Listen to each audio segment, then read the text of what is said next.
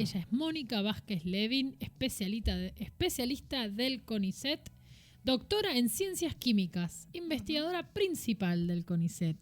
Buenas tardes, bienvenida a Otro Planeta. Qué bueno tenerte acá y gracias. Bueno, gracias a ustedes por invitarme a contarles un poco de una de las investigaciones de nuestro grupo. Hermoso.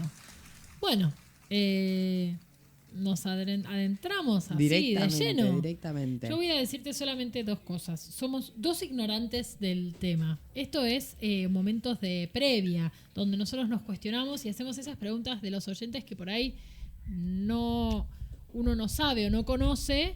Entonces, si ves que alguna de nuestras preguntas es una pregunta, seguí para adelante nomás, que somos expertos en el tema. No existen preguntas, preguntas, son todas buenísimas, siempre. Ay, Bueno. Yo me llevé química en el secundario, así que voy a hacer un montón de preguntas. Ya te la llevaste igual. Bueno, la probé. Ah, bueno, bien. Bueno, a nosotros nos llega la primicia de que las olas de calor reducen la fertilidad masculina. O sea, ¿hasta qué punto esto es algo como sensacionalista o es algo enteramente real? Bueno, el estudio que nosotros hicimos tuvo por objetivo evaluar cómo cambian o si cambian algunos parámetros que pueden ser indicadores de la fertilidad masculina con las olas de calor.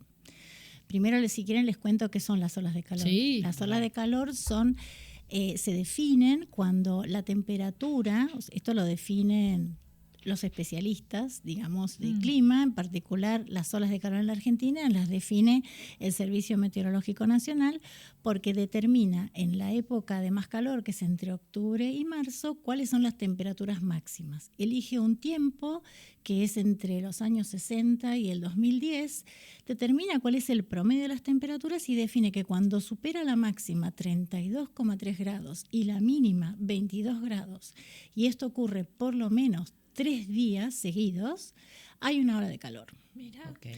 Y las olas de calor pueden ser de 3, 4, 5, 6 días. Entonces, más allá de que nosotros previamente habíamos visto que las temperaturas del verano ya afectaban la calidad del semen, que es este indicador que va a decir si un hombre tiene mayor o menor potencial fértil, pensamos qué pasaba en estas condiciones extremas, queríamos averiguar eso. Y entonces, un estudio que encabezó un miembro del equipo, que es el doctor Gustavo Verón, becario postdoctoral, obtuvimos los registros entre el año 2005 y 2023. Todos los registros de temperatura día por día se toman cada hora, las 24 horas del día, los 365 días del año. Esos 19 años fueron más o menos 150.000 datos. No. Y entonces, ya me cayó pesado. Y entonces analizamos todos esos datos para identificar cuándo se cumplía que había una ola de calor. Claro. Primero identificar en qué momentos. Exacto. Y después, con la colaboración de los especialistas que hacen diagnóstico del Centro CEU-SALAE, ellos nos ofrecieron los datos, los registros de laboratorio de gente que se iba a hacer este estudio, y en ese mismo tiempo nos fijamos quiénes habían hecho ese estudio en un momento en que había habido una ola de calor. Claro. Wow. Pero acá es importante destacar que cuando un hombre da una muestra de semen para hacerse un estudio de fertilidad, sus espermatozoides se produjeron 90 días antes. Interesante, ¿no? Me quedó de Claro. cara. ¿Cómo claro? Adentro de él se produjeron 90 días antes. Claro, el testículo es el órgano donde se produce. Sí. Lleva más o menos 74 días la producción completa de una onda espermática. Y después tienen que transitar hacia la salida, digamos. Claro. Si transitan por un órgano que se llama el epidídimo, ahí maduran y desarrollan potencial fecundante, porque aprenden desarrollan su potencial de moverse y de reconocer el ovocito, y después esperan a la eyaculación. Claro. Todo eso puede llevar hasta 90 días. Entonces, lo que nos preguntamos era si la ola de calor había transcurrido durante esos 90 días, si afectaba la calidad de ese eyaculado que se producía el día que lo estudiaban. Claro, que es muy distinto. Exacto. Y entonces obtuvimos los registros de los pacientes que se habían hecho estos estudios en ese mismo periodo. Y fueron más o menos 54.000 registros de hombres entre 18 y 60 años. Ah, bueno, buen rango. Y entonces, como cada estudio provee varios resultados para poder definir si ese potencial se está dando, cuánto semen, y eso es el volumen seminal, cuántos espermatozoides hay, esa es la concentración y la cuenta, si se mueven, y eso es la motilidad, y si tienen la forma esperada, porque los espermatozoides pueden tener formas horribles, pero eso es normal también. Solo un pequeño porcentaje es suficiente para que sean normales, para que el eyaculado sea normal. Igual es increíble todo lo que estás diciendo, o sea, se me está haciendo... Y esos fueron más o menos 450.000 datos. O sea que más o menos Gustavo desarrolló herramientas programáticas y de análisis, y junto con Anya, que encabezaron este estudio, pudieron encontrar aquellas muestras que estuvieron sujetas a olas de calor frente a otras que no.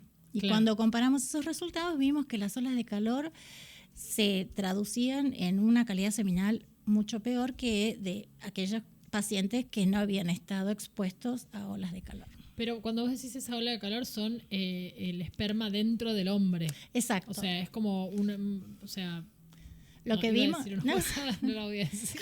Lo que voy a guardar. lo que vimos es que... Esta es re buena la pregunta, porque también nos preguntamos en esos 90 días cuándo era el peor momento que le cayera la ola de calor, y vimos que la primera etapa de la producción espermática, o sea, dentro de los primeros días de ese proceso de 90 días, era el peor momento para... Cuando se están gestando ahí. Mira, yo hubiera pensado antes, como que antes no, después, como el momento de la Cuando eyaculación. ya están hechos, digamos. Sí, pensé que si ahí lo agarraba la hora de calor iba a ser peor, pero no, claro, en la formación. En la formación, porque aparentemente uno de los mecanismos que se gatillan es, digamos, hay estrés oxidativo y se gatillan fenómenos que hacen que se programe la muerte celular de cualquier célula que esté expuesta por ahí en una ola de calor, y entonces en ese caso lo que vemos es menor cantidad, y de los que quedan vivos vemos peor calidad.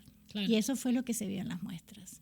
Y vimos que cuando estaban expuestos a a olas de calor de muchos días, como de 6 días, también era aún peor que los que estaban expuestos a menos días. Con lo cual... Y aparte las olas de calor ahora, o sea, los datos que vos me decís, o sea, es mucho más elevada la ola de calor ahora. Exacto, también vimos, porque hicimos un análisis de cómo evolucionaron las olas de calor en estos 19 años. Del 2005 al 2023 un montón de cambios. Exacto, y lo que vimos es que aumentó la temperatura, aumentó la cantidad de días y aumentó la frecuencia. Entonces eso sí o sí hace que digo, si ya sabíamos que hacía mal, digamos, que alteraba, ahora hay una alteración mucho mayor, ¿o no? Es claro, y lo que se anticipa es que si esto, porque el comportamiento del hombre no es el mejor de todos, lo más probable es que las olas de calor sigan aumentando. Fíjense que lo que vimos es que la cantidad de días de ola de calor está aumentando a 6 por cada 10 años.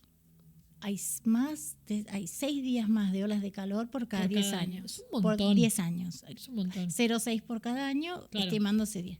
Y la temperatura está aumentando medio año, en general, medio año por cada 10 años. Con como lo cual, que es todo mal. O sea, está todo mal. Y en realidad nos pareció interesante porque hay estudios en los que no se tienen en cuenta las olas de calor, pero sí se tiene en cuenta, digamos, lo que está pasando con la calidad seminal en las décadas, en Latinoamérica, en todas partes del mundo.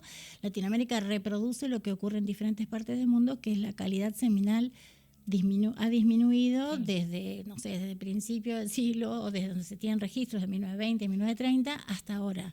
Y está cayendo con una pendiente que se reproduce mucho con lo que nosotros vemos con las olas de calor. O sea que es muy probable que las olas de calor que están aumentando, las altas temperaturas que están ocurriendo en diferentes partes del mundo, sean parte de esa causal de la caída del semen. Qué interesante. Que es como que siento que de alguna manera el planeta Tierra está diciendo, váyanse de acá ahora, y si no los voy a expulsar de a poquito y van a dejar de crecer y de reproducirse. Y el tema de que baja la calidad seminal encima se empeora porque hay muchas cosas que vemos en paralelo. Por ejemplo, nosotros hicimos un estudio donde vimos qué pasaba con la calidad seminal a lo largo de la edad de los hombres. Y tomamos hombres de 20 años, de 30 años, de 40 años, en rangos, digamos, de a 10 años, y vimos que después de los 40 la calidad seminal baja muchísimo en los hombres, y también los hombres ahora esperan más para ser padres. Entonces todo esto está, digamos, llevándonos a una condición de que el hombre tiene comprometida también su potencial fértil con estilos de vida, con... Esa información es muy interesante porque yo siento que siempre se habló mucho de la mujer y su reserva ovárica y la edad y que si no fuiste madre a los 30 y que ahora a los 40 y no tenés chances y se disminuye. Y es como, es un fantasma que tenemos constantemente si una quiere ser madre acá atrás que te va diciendo y bajando.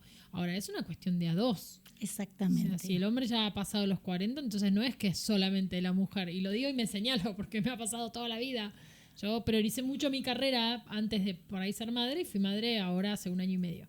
Pero me pasó mucho de que me cuestionaran constantemente. Mira esta información.